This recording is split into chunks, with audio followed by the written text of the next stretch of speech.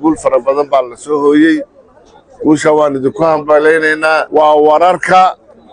sida nidaamsan ee ciidamaysan ee dawladaysan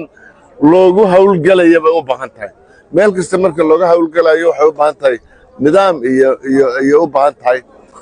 aad iyo aad baan idin hambaleynaynaa qarankani hawluhu ku jiraa qarankani hawluhu soo maray qarankani maxaanku dhahdaa dhib fara badan buu soo maray qarankan markaa wuxuu u baahan yahay la adkeeyo maalintii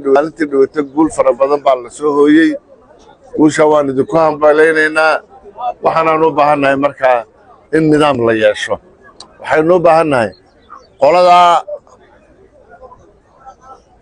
de markaynu halkan dhirtan yaree dhow aynu istaagno so halkan gooxon dhaala ka muuqan maayo marka guutada ugu horreysa halkan la joogana meygaaglaa ka muuqanaya dagaaladani way dhacaanoo dadun isku mid ahoo isku degaan ahoo isku dawlad ahoo isku dal baynu nahay nidaamyada qaarkood lagaga dayan maayo waayo cid xukutaan jirin al-shabaab baa joogta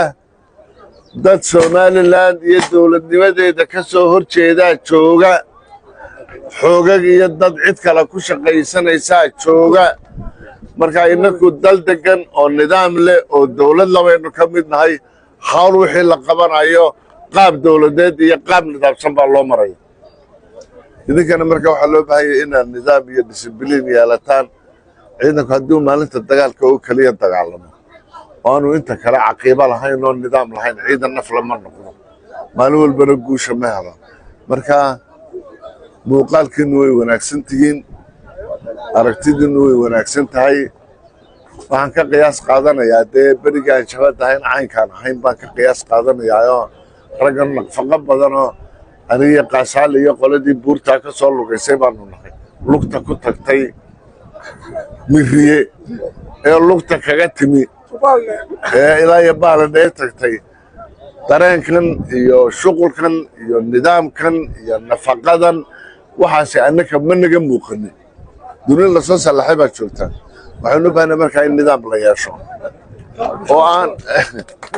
in nidaam la yeeshaa loo baahanya